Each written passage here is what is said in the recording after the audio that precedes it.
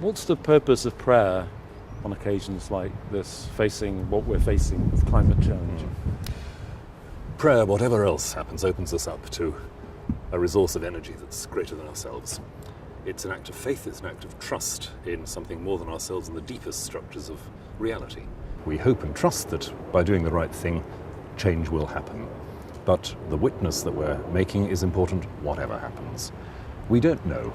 We really don't know what effect things will have, but if they are the right thing to do, if they honour creation, God, ourselves, then they should be done. There is a responsibility, I think, on people in positions like mine to utter the warnings that are necessary, but also to give the signs of hope that are necessary.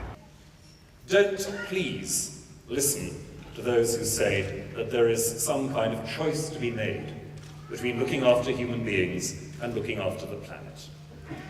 It's one of the most popular and one of the most foolish errors around these days, and there are quite a few errors around.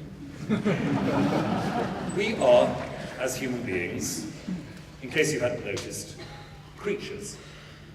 And the reason we had that wonderful reading from Job this morning was as a reminder of where we stand in creation. God says to Job, with unforgettable fatherly sarcasm, "Have you comprehended the expanse of the earth? Declare if you know all this." No, we are part of a great interwoven system of life. We live because we are creatures. We depend on the health of the world around us. And because of that, the health of the world around us and our own long-term health are not two things but one. Let's not lose sight of that.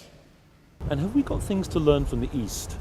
These philosophies, these spiritualities that talk about the presence of divinity in every living thing, that web of creation. Are there things that we should, without becoming Hindus and Buddhists overnight, are there things that we should read and study there that will enrich in our own understanding? I don't think it's a matter of raiding. I think it's more a matter of being reminded by other traditions of what there is in our own. Because if you look particularly at the Eastern Christian world, you'll see there the very powerful sense of the self-communication of God within all creation. So how are you feeling about Copenhagen?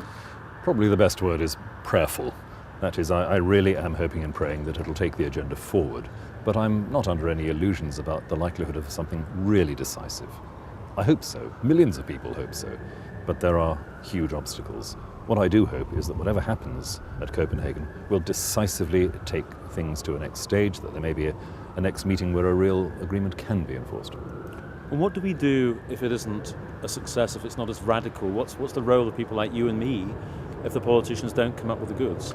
Keep nagging, keep telling people that they have choices, keep telling governments that they have choices, and remind them that on those choices the lives of millions will depend. And people of faith are in a unique place. People of faith should be there to say that. People won't want to come. Yeah.